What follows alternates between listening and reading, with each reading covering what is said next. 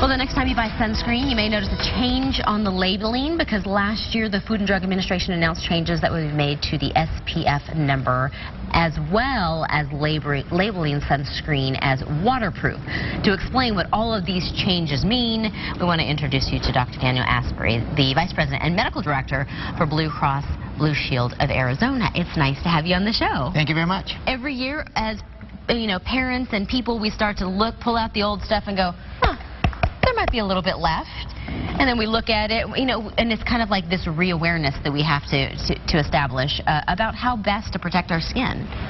So explain to me about these new recommendations.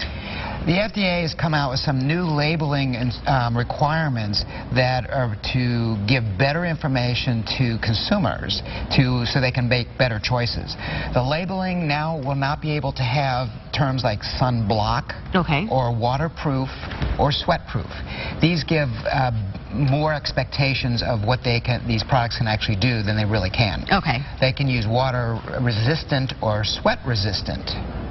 And if they do, they have to back it up with testing that shows that, as well as give instructions on when to reapply it. Because even though they may be resistant to sweat or water, they still have to be reapplied. Well, this is really near and dear to my heart because I dropped my little guy off at the sitter this morning, and she said, we're going to the splash pad. And I said, okay, well, there's some sunscreen in there. And the sunscreen was from last year. And I think on the label it said broad spectrum, and it was like 50 or 65 SPF. Is there such a thing, or am I just kind of buying into some numbers that really don't deliver? The SPF is the sun protection factor, and what it does is measure the effectiveness of the sunblock to protect you from sunburn. Okay, but they go up so high. They go up so high, and actually the labeling is going to be changing, and the SPF is going to go up to 50 and no beyond. Okay. There's not a lot of literature that supports that beyond 50 that you're actually getting that much more benefit. What about that broad spectrum that it said on my label?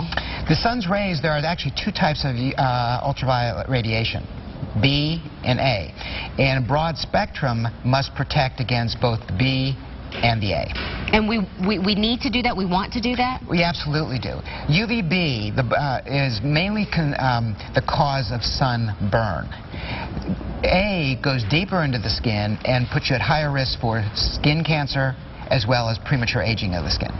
Now, having done this show for a few years, I've learned a couple of little terms that, quite frankly, I forget what they mean from, kind of season to season when we're much more, aware. Zinc, and then was it like zinc oxide. Zinc oxide. What does that mean in these new regulations, and what should I be looking for in the labeling? The chemicals are pretty much the same, and zinc oxide is one of those. It's a protectant. So what you want to look for is it broad spectrum, and does it have a SPF of 15 or greater? 15 or greater? 15 or greater. Okay.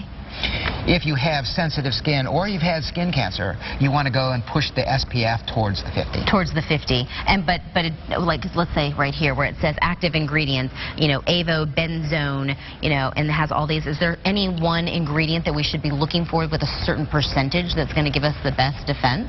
No. No. The ingredients are going to be a lot the same from one brand to the next. Okay.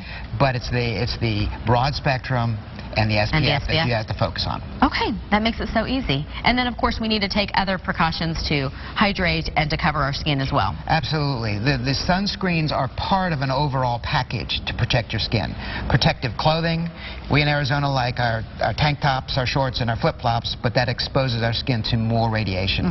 So covering up, and there are lightweight clothing that have SPF factors to them that you should be wearing. There are clothes also like this one here that you can use in the pool that has SPF factors as well. Right. I think I had heard about those, within the last couple of years, and every year they become more readily available, even in big box stores. So that's good news for us here. Absolutely, and that's exactly what I use. I use the long sleeve that go down my wrist and cover me up to the neck, so everything else gets sunblocked, but not under the shirt. Well, and it's easier too, isn't it? Let's just be honest. It's a lot easier. It's not as messy. All right. Well, I'll look for the guy out by the pool with the long sleeve up here and, covered. Well, have a great summer. We appreciate you coming in and teaching us. Thank you very much. We're going to have more information about this topic on Sonoran Living.